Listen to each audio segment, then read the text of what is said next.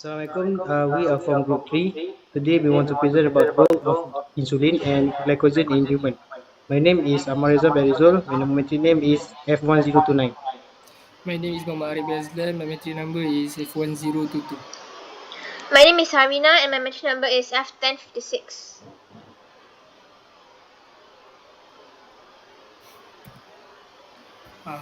For introduction, insulin and glucagon play crucial roles in regulating blood glucose levels, maintaining homeostasis in the human body. Insulin, produced by the pancreas, facilitates glucose uptake by cells, lowering blood sugar.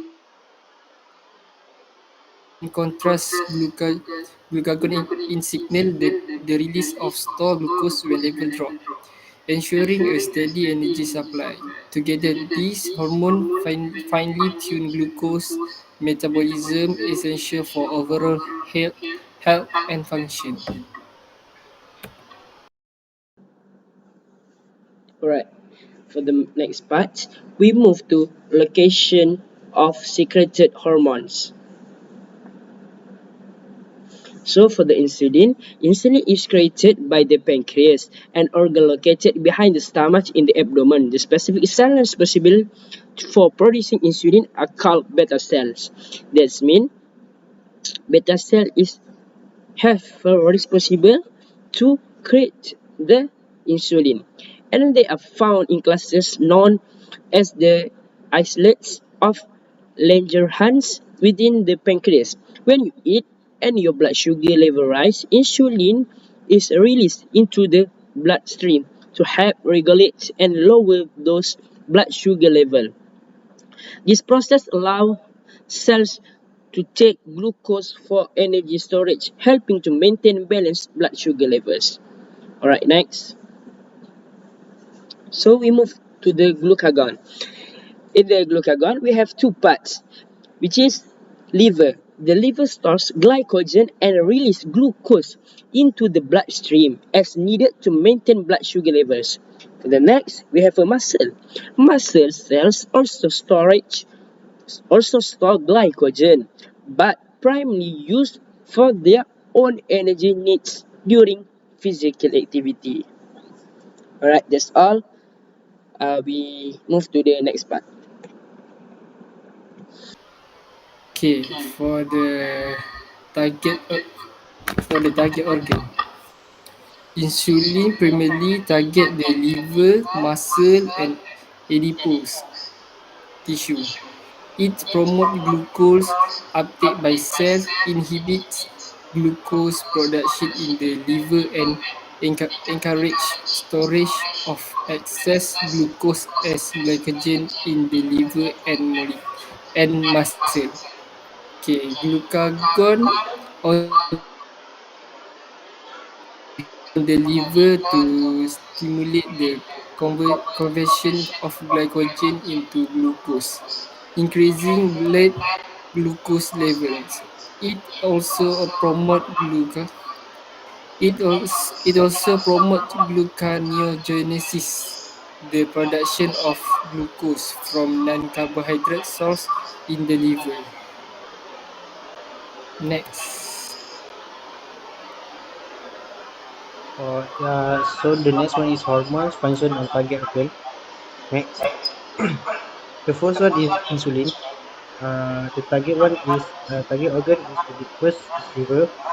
Inhibits the production of glucose by the liver, gluconeogenesis, and it promotes glycogen synthesis, glycogenesis, thus lowering blood glucose level.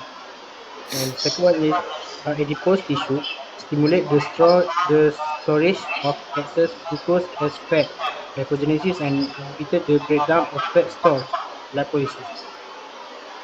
Next, this is for glycogen target organ.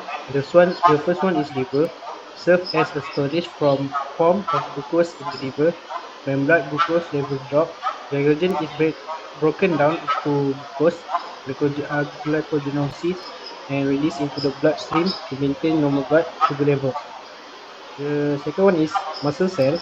act as a localized energy reserve. When muscle require energy, glycogen is broken down into glucose to provide a rapid store of fuel during physical activity. Next, so this is the overall function. The first one is insulin and glycogen work in tandem to maintain blood glucose homeostasis. Next, this dynamic balance is crucial for energy regulation and overall metabolic health. And the last one is this dysregulation of insulin and glycogen can lead to conditions like diabetes, impacting glucose metabolism. So the overall is insulin acts as a key regulator of glucose metabolism by promoting glucose uptake and utilization in cell, while glycogen serves as a storage form of glucose that can be mobilized when the body requires additional energy. Together, they maintain blood glucose level within a narrow and healthy range, ensuring the cells have a constant supply of energy to function properly. So I pass the next to the Savina. Okay, so the effect of the imbalances of that hormone. Next. So glucagon, it affects hypoglycemia. Insufficient glucagon production or impaired glucagon function can result in reduced ability to raise blood sugar levels, leading to hypoglycemia. Next is altered appetite regulation. Glucagon imbalances may disrupt the normal signaling pathways involved in appetite regulation, potentially affecting hunger and satiety cues. And lastly, impaired glycogenolysis. Imbalances in glucagon can affect the liver's ability to release stored glucose, disrupting the normal blood sugar regulation. Next. And for insulin, it affects the hormonal disturbances, where insulin imbalances can affect the function of other hormones in the body, including sex hormones, growth hormones, and cortisol. This can have implications for reproductive health, growth and development, and stress response. And next is weight gain.